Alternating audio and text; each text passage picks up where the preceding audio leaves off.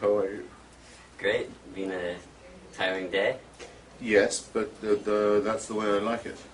Yeah. Now, you mentioned in your book that as a young child, you began to doubt that there was God. Not so much a God, but sort of what you were learning in your early Sunday school.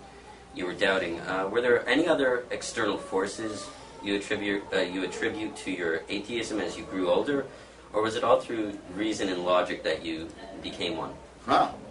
Very good question. Well, what I doubted when I was a kid was that there was a God who intervened in my life or anyone else's. That seemed extraordinary. Or a God that made the leaves green so they would suit my eyes, as they say in the book.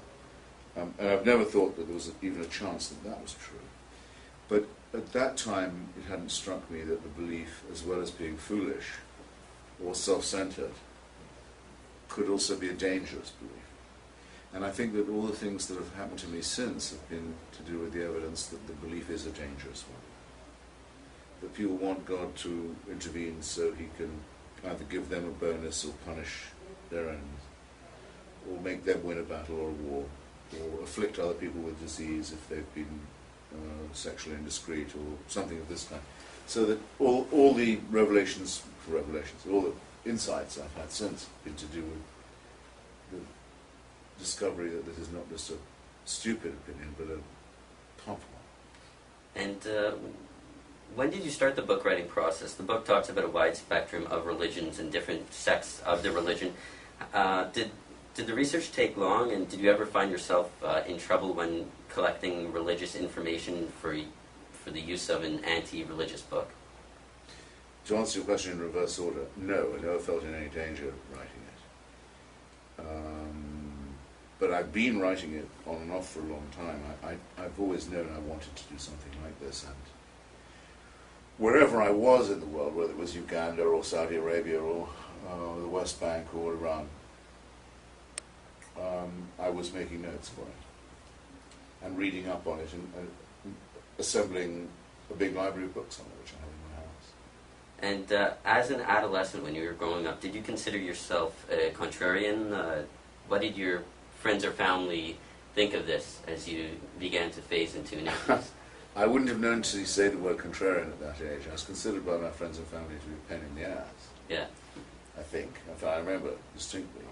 Because I think it was something about me, you should better ask them. But I remember thinking that the whatever you want to call it, the conventional wisdom or the accepted consensus had a very good chance of being wrong. Whereas what one was taught was that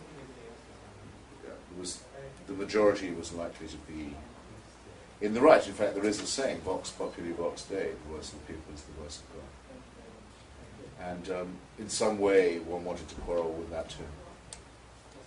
And in writing the book, you took a stab at some Eastern religions, such as Buddhism. Did you find this harder to do, considering many people, A, do not know much about Buddhism, and B, not a lot of people, when they think of Buddhism, do they think of a sort of harsh religion? They think of some sort of peaceful religion with monks.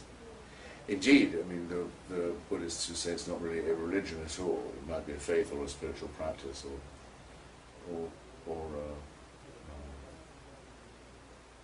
custom. It's not a religion in the sense of being a God-fearing system.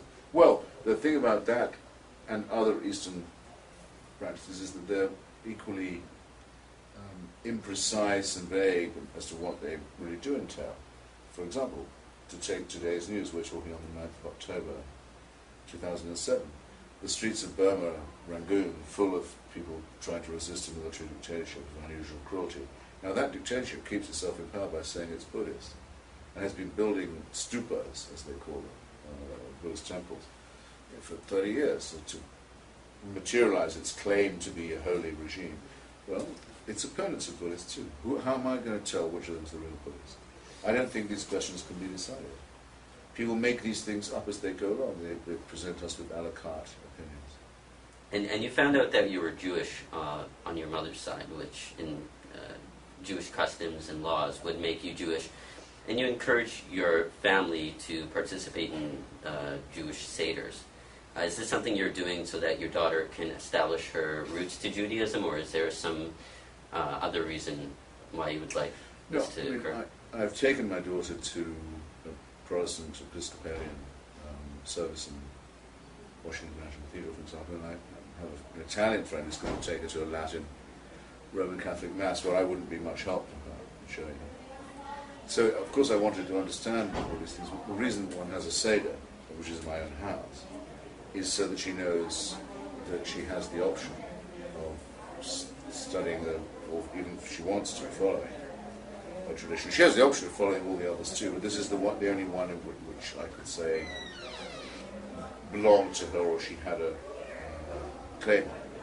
And in the book, you express disdain at the Islamic religion and its exclusivity, and how they treat non-believers poorly. Do you think that as soon as the Quran was written, it was just a ticking time bomb before Islamofascism took place, or do you think that the Islamofascism came as a result of Islam's taking it too far? In other words, was the Quran written to be destructive of other faiths, or do you think it is the fault of the believers? Yes, I know what you're driving at. I mean, of course, Islam doesn't always take a Bin Ladenist form or a Salafist or Wahhabi form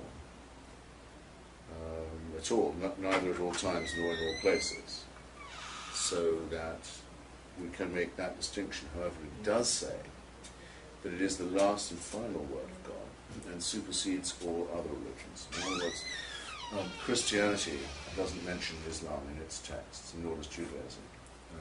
Islam mentions Christianity and Judaism in its texts to say, yes, these exist, but we are better, we're superior, and we complete work, so that there is in Islam a much more arrogant claim than any of the other monotheisms. And it's very dangerous to say that God has spoken the last and final word that can't be improved upon. It's, of course, very intolerant of any religion that comes after Islam, such as, for example, the Baha'i faith in Iran, where I believe practically any member of it almost subject to death for that reason alone. And, of course, for non-monotheistic religions, such as Hinduism, it has nothing but condemnation. But I think the danger of it is simply that it is an implicitly totalitarian claim. With this book, this Quran, this recitation, you don't need any other books. Everything is now complete.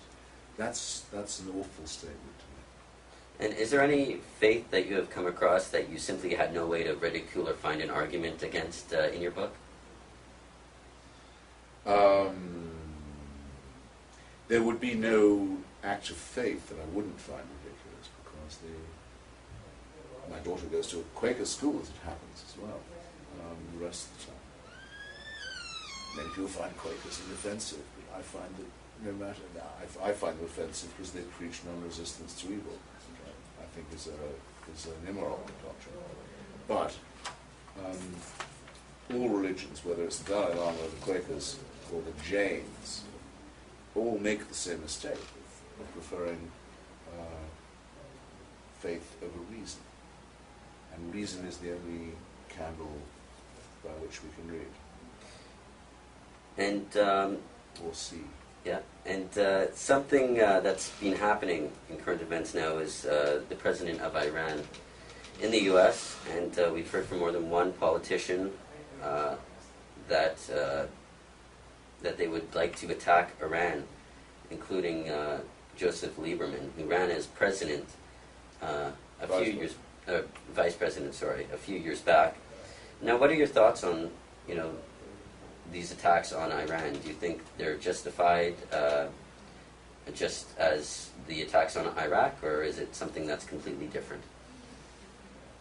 If we allow the Iranian theocracy to become a nuclear power, it means that international law, international agreements, international treaties of any kind, international understandings of any kind, are null and void and meaningless. It would mean that we watched as the Iranian rulers tore up every conversation they'd ever had with the International Atomic Energy Authority, the IAEA, with the European Union, or with the UN. I mean, all of this was just paper and we would just have to sit there and take it. Nothing could be more dangerous than that. And when I say nothing could be more dangerous than that, I mean nothing. Which means that I think that if they are found to have secretly constructed facilities for thermonuclear, those facilities must be demolished. And I would hope that the byproduct would be the demolition of the theocracy as well, which is, since you used the term for Mr. Ahmadinejad, who's an unwashed, scrofulous, uncultured taxi driver, call him president of Iran, we challenge the claim of these people to represent the great civilization of Persia. They were not chosen to do so. They were not voted to do so. They strangled the culture and life of their own country. We would like to see what Persia would be like without coercive religious power forced on it in this way. But so one thing at a time. The first thing is, no, we cannot coexist. We cannot coexist with a nuclear theocracy. We will not and should not. If we only take down the nuclear bit, that's a necessary condition. But I would hope that there would be an ancillary condition, which would be that the theocracy would go as well. We would take our place by the side of the Persian people and their civilization against this diseased, revolting dictatorship. Thank you very much, Christopher. It's a pleasure. That's all the time we have for now. But this is God is Not Great. It's been on the New York Times best-selling list. It was number one for very briefly. Very briefly. But I saw it on 1 week, the list. but they can't take that away from me. So thank you very much.